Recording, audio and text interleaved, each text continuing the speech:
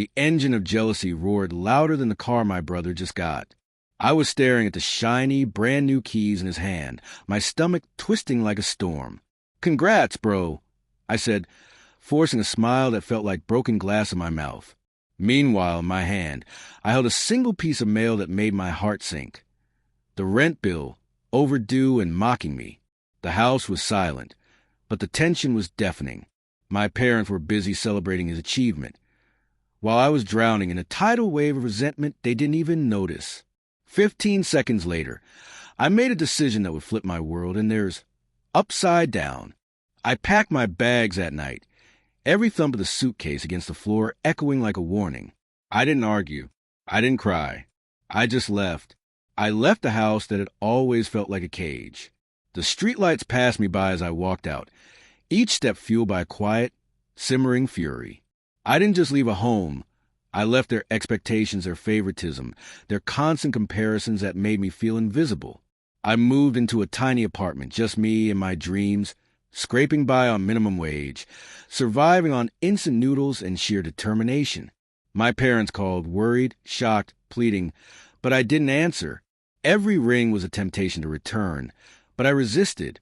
Every text asking if I was okay felt like fuel for the fire I was building inside me. I was no longer the invisible sibling. I was becoming unstoppable. Months passed, and slowly, I built something they could never ignore. I found a better-paying job, one that valued my skills, my creativity, my mind. I learned to budget, to invest, to plan. I made friends who treated me like family, mentors who saw my potential.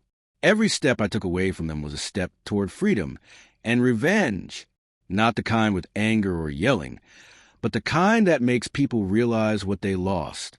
Then came the day I struck without even trying. My brother, the golden child, had just bought a car he couldn't really afford. I happened to post a casual update on social media, a photo of me in front of my new apartment, my brand new savings account balance glowing in a screenshot, my credit score skyrocketing. The comments flooded in, friends congratulating me, strangers impressed by my achievements. Within hours, my family had seen it. My phone started blowing up. First my brother, then my parents. "How are you doing this?" they begged. "We never thought. How did you manage?" Every message dripped with panic and regret. They realized I had left, survived, and thrived without them. The shock on their faces, I could almost see it, was sweeter than any material gift they had given him. I didn't answer immediately. I let them stew. I let them understand, in their own time, what favoritism, neglect, and comparison had cost them. And when I finally replied, it was calm, collected, and devastatingly simple. I left because I deserved better. I stayed away because I needed to grow.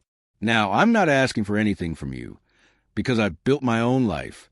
The change was immediate. Suddenly, I was no longer the overlooked sibling. I was the one they wanted to impress. My brother, who once flaunted his car like a trophy, now asked for advice about managing finances. My parents, who once dismissed my struggles, now asked how I did it. The roles had reversed. The kid who got a rent bill while his brother got a car had become the success story, and they were left scrambling to catch up. Revenge, I realized, isn't about destruction. It's about transformation. It's about proving that neglect and unfair treatment can't break someone determined to rise. It's about leaving the toxicity behind and watching the people who doubted you realize too late that they underestimated your strength. Today, I still remember that night, staring at the rent bill while my brother celebrated in luxury. I remember the sting of injustice, the quiet rage that fueled me.